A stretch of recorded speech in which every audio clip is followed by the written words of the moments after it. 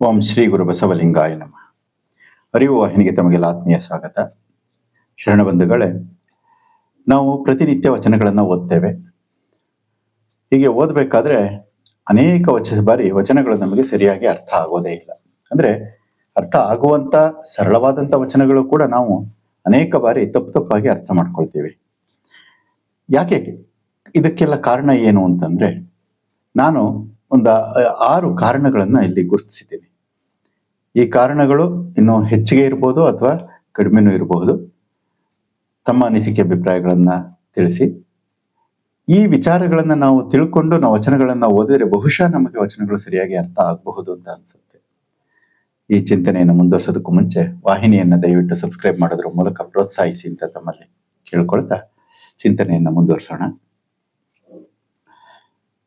ನಾನು ಕಂಡುಕೊಂಡಂತ 6 ಕಾರಣಗಳು ಯಾಕೆ ನನಗೆ ವಚನಗಳು ಸರಿಯಾಗಿ ಅರ್ಥ ಆಗೋದಿಲ್ಲ ಅಂತ. ಮೊದಲನೇ ಕಾರಣ ಈ ರೀತಿ ಇದೆ. ಬಸವಾದಿ ಶರಣರ ಒಂದು ಇತಿಹಾಸವನ್ನ ಸರಿಯಾಗಿ ನಾವು ಅರ್ಥ ಮಾಡ್ಕೊಳ್ಳದೆ ನಾವು ವಚನಗಳನ್ನ ಓದಿದ್ರೆ ವಚನ ಸರಿಯಾಗಿ ಅರ್ಥ ಆಗೋದಕ್ಕೆ ಸಾಧ್ಯ ಇಲ್ಲ. ಅಂದ್ರೆ ಶರಣರು ಯಾಕೆ ಸ್ಥೂಲವಾಗಿ ಅವರ 100% ಇತಿಹಾಸ ನಾನು ತಿಳ್ಕೊಂಡು ವಚನ ಓದಬೇಕು ಅಂತ ಅಲ್ಲ. ಶರಣರು ಯಾಕಾಗಿ ಬಂದ್ರು, ಬಸವಣ್ಣನವರು ಯಾಕಾಗಿ ತಮ್ಮ ಮನೆಯನ್ನ ಬಿಟ್ಟು ಬಂದ್ರು, ಅವರು ಮಾಡಿದಂಥ ಸಾಧನೆಗಳೇನು, ಅಂದಿನ ಸಮಾಜದ ಸ್ಥಿತಿಗತಿಗಳೇನು, ಅವರು ಅನುಭವಿಸಿದ ನೋವುಗಳೇನು, ನಲಿವುಗಳೇನು, ಅವರ ಕೊನೆಯ ದಿನಗಳು ಹೇಗಿದ್ವು, ಕಲ್ಯಾಣ ಕ್ರಾಂತಿ ಅಂದ್ರೇನು, ಅದು ಯಾಕೆ ಆಯ್ತು, ಈ ರೀತಿಯಾದಂಥ ವಿಚಾರಗಳು, ಸ್ಥೂಲವಾದಂಥ ವಿಚಾರಗಳು. ಅಟ್ಲೀಸ್ಟ್ ಇಷ್ಟು ಬೇಸಿಕ್ ನಾಲೆಡ್ಜ್ ನಮಗೆ ಇಲ್ಲ ಅಂತಂದ್ರೆ ನಾನು ಬಸವಣ್ಣನವರ ವಚನಗಳನ್ನ ಓದಕ್ ಕೂತ್ಕೊಂಡ್ರೆ ನನಗೆ ವಚನಗಳು ಸರಿಯಾಗಿ ಅರ್ಥ ಆಗೋಕ್ಕೆ ಸಾಧ್ಯ ಇಲ್ಲ. ಹಾಗೆ ಇನ್ಯಾರೋ ಒಬ್ಬರು ಶರಣರದ್ದು, ಮಡಿವಾಳ ಮಾಚಿದೇವ್ರ ಶರಣರದ್ದು.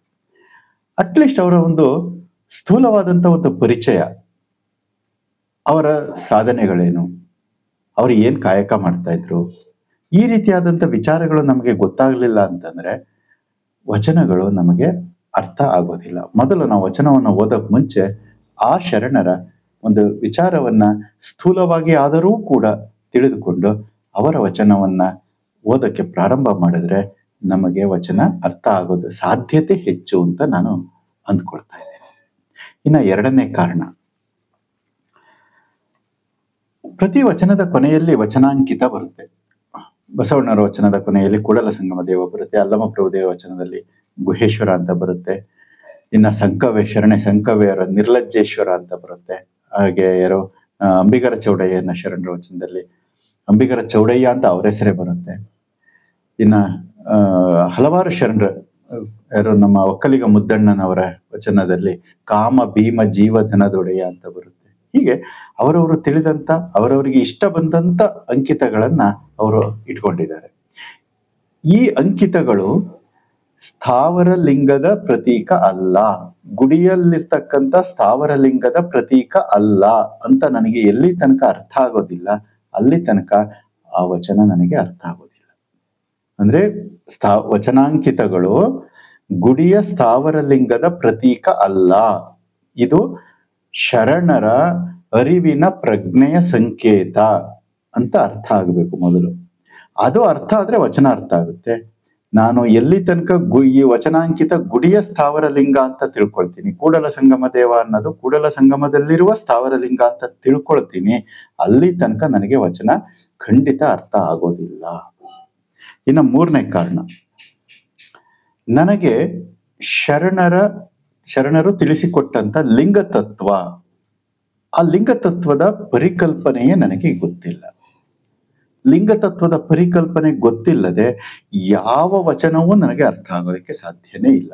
100% ಒಂದು ವಚನನೂ ನನಗೆ ಅರ್ಥ ಆಗೋದಿಲ್ಲ. ಯಾವಾಗ ಅಂದ್ರೆ ನನಗೆ ಶರಣರು ಹೇಳಿದಂತ ಲಿಂಗ ತತ್ವ ಏನು ಅಂತ ಅದರ ಪರಿಕಲ್ಪನೆ ಇಲ್ಲದಿದ್ರೆ ಖಂಡಿತ ಒಂದು ವಚನನೂ ಅರ್ಥ ಆಗೋದಿಲ್ಲ.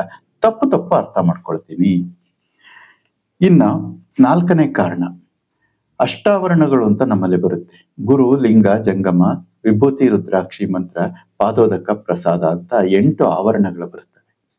ಈ 8 ಆವರಣಗಳನ್ನ ನಾವೇನ್ ಮಾಡ್ತಾ ಇದ್ದೀವಿ ಅಂದ್ರೆ ಸ್ಥಾವರಾತ್ಮಕವಾಗಿ ಅರ್ಥ ಮಾಡ್ಕೊಂಡಿದ್ದೀವಿ ಹೆಚ್ಚಿನ ಸಮಯದಲ್ಲಿ. ನಾನು ಹೇಳ್ತಾ ಇರೋದು ಹೆಚ್ಚಿನ ಸಮಯದಲ್ಲಿ ನಾವು ಇವುಗಳನ್ನ ಸ್ಥಾವರಾತ್ಮಕವಾಗಿ ಅರ್ಥ ಮಾಡ್ಕೊಳ್ತಾ ಇದ್ದೇವೆ. ಇವುಗಳು ಜಂಗಮಾತ್ಮಕ ನೆಲೆಯಲ್ಲಿ ನಾವು ಅರ್ಥ ಮಾಡ್ಕೋಬೇಕು. ಎಲ್ಲಿ ತನಕ ನಾನು ಈ ಅಷ್ಟಾವರಣಗಳನ್ನ ಜಂಗಮಾತ್ಮಕ ನೆಲೆಯಲ್ಲಿ ಅರ್ಥ ಮಾಡ್ಕೊಳ್ಳೋದಿಲ್ಲ, ಅಲ್ಲಿ ತನಕ ವಚನಗಳು ನನಗೆ ವೇದನೆ ಆಗೋದಿಲ್ಲ, ಅದನ್ನ ವೇದಿಸಲಿಕ್ಕೆ ನನಗೆ ಸಾಧ್ಯ ಆಗೋದಿಲ್ಲ. ಇನ್ನ 5ನೇ ಕಾರಣ, ವಚನಗಳೇ ಜಂಗಮಾತ್ಮಕ. ವಚನಗಳೇ ಜಂಗಮಾತ್ಮಕ, ವಚನಗಳು ಸ್ಥಾವರವಲ್ಲ ಅಂತ ನನಗೆ ಮೊದಲು ಅರ್ಥ ಆಗಬೇಕು. ಅಂದ್ರೆ ಅರ್ಥ ಏನು ಅಂದ್ರೆ, ಈ ವಚನದ ಅರ್ಥ ಇಷ್ಟೇ ಅಂತ ನಾನು ಬರೀಲಿಕ್ಕೆ ಆಗೋದಿಲ್ಲ ಅರ್ಥವನ್ನ. ನಾನು ಪ್ರತಿನಿತ್ಯ ವಚನಗಳನ್ನ ಅರ್ಥವನ್ನ ಹೇಳ್ಕೊಂಡು ಬರ್ತೀನಲ್ಲ, 5 ವಚನದ್ದು, ಆ ವಚನ ಸಾಂಕೇತಿಕ ಅಷ್ಟೇ, ಆ ವಚನದ ಅರ್ಥ ಸಾಂಕೇತಿಕ ಅಷ್ಟೇ.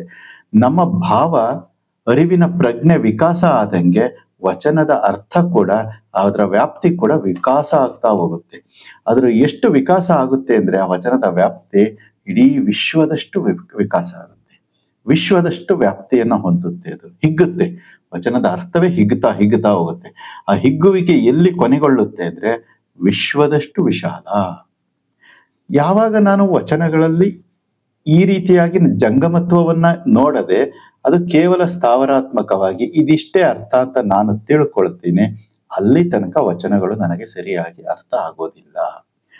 ಇನ್ನ ಕಡೆಯ ಒಂದು 6ನೇ ಒಂದು ಕಾರಣ ನನಗೆ ವಚನ ಅರ್ಥ ಆಗದೆ ಇರೋದಕ್ಕೆ, ನಾನು ವಚನವನ್ನ ಓದುವುದಕ್ಕೂ ಪೂರ್ವದಲ್ಲಿಯೇ ನನ್ನ ಮನಸ್ಸಿನಲ್ಲಿ, ನನ್ನ ತಲೆಯಲ್ಲಿ ವಚನದ ಕೆಲವೊಂದು ನನ್ನ ಇದು ಪೂರ್ವಭಾವಿ ಅಂತಂದ್ರೆ ಏನು ಪ್ರಿಜುಡೈಸ್ಡ್ ಮೈಂಡ್ ಸೆಟ್ ಅಂತ ಕರಿತೀವಲ್ಲ, ಪೂರ್ವಾಗ್ರಹ ಸ್ಥಿತಿ ಏರ್ಪಟ್ಟಿರುತ್ತೆ. ಪೂರ್ವಾಗ್ರಹ ನನ್ನಲ್ಲಿ ಇರುತ್ತೆ. ಆ ಪೂರ್ವಾಗ್ರಹವನ್ನ ಇಟ್ಟುಕೊಂಡು ನಾನು ವಚನವನ್ನ ಓದಿದಾಗ ನನ್ನ ತಲೆಯಲ್ಲಿರ್ತಕ್ಕಂಥ ವಿಚಾರ ವಚನದ ಒಳಗಡೆ ಹೋಗುತ್ತೆ ಹೊರತು, ವಚನದಲ್ಲಿ ಇರ್ತಕ್ಕಂಥ ಭಾವ ವಿಕಾಸ ಅದು ನನ್ನ ತಲೆಯೊಳಗಡೆ ಬರೋಕ್ ಸಾಧ್ಯ ಇಲ್ಲ. ಹಾಗಾಗಿ ನಾನು ಪೂರ್ವಾಗ್ರಹ ಪೀಡಿತ ಆಗದೆ ವಚನಗಳನ್ನ ಓದಬೇಕು. ನನ್ನ ತಲೆಯಲ್ಲಿ ಇರ್ತಕ್ಕಂಥ ನನ್ನ ಎಲ್ಲ ಕುತ್ಸಿತ, ಸಂಕುಚಿತ ಮನೋಭಾವಗಳನ್ನ ತೆಗೆದು ಆಚೆಗೆ ಹಾಕಿ ವಚನಗಳನ್ನ ಓದಿದ್ರೆ ವಚನದಲ್ಲಿ ಇರ್ತಕ್ಕಂಥ ಆ ವಿಶಾಲವಾದ ಆ ಭಾವ ನನ್ನ ತಲೆ ಒಳಗಡೆ ಪ್ರವೇಶ ಪಡೆಯುತ್ತೆ. ಇಲ್ಲದಿದ್ರೆ ನಾನು ವಚನಗಳನ್ನ ತಪ್ಪಾಗಿ ಅರ್ಥ ಮಾಡ್ಕೊಳ್ತೀನಿ. ಹಾಗಾಗಿ ಈ 6 ಕಾರಣಗಳನ್ನ ನಾನು ಗುರುತಿಸಿದ್ದೀನಿ, ನನಗೆ ವಚನಗಳು ಸರಿಯಾಗಿ ಅರ್ಥ ಆಗದೆ ಇರೋದಕ್ಕೆ ಕಾರಣ ಏನು ಅಂತ. ತಮ್ಮ ಬಳಿಯೂ ಇನ್ನೂ ಹೆಚ್ಚಿನ ಕಾರಣಗಳಿರಬಹುದು ನಿಮ್ಮ ಹತ್ರ, ಯಾಕೆಂದ್ರೆ ನಿಮ್ಮ ಅನುಭವ ಹೆಚ್ಚಿರ್ಬೋದು. ಹಾಗಾಗಿ ಆ ಕಾರಣಗಳನ್ನ ಇಲ್ಲಿ ತಾವು ಹಂಚಿಕೊಳ್ಳೋದ್ರ ಮೂಲಕ ಪರಸ್ಪರ ಚಿಂತನೆಗೆ ಅವಕಾಶ ಮಾಡಿಕೊಡ್ಬಹುದು ಅಂತ ತಮ್ಮಲ್ಲಿ ಕೇಳ್ಕೊಳ್ತಾ ಇಂದಿನ ಚಿಂತನೆಗೆ ಮಂಗಳ ಹಾಡ್ತಾ ಇದ್ದೇನೆ. ವೀಕ್ಷಿಸಿದ್ದಕ್ಕೆ ಧನ್ಯವಾದಗಳು. ಶರಣಾರ್ಥಿ.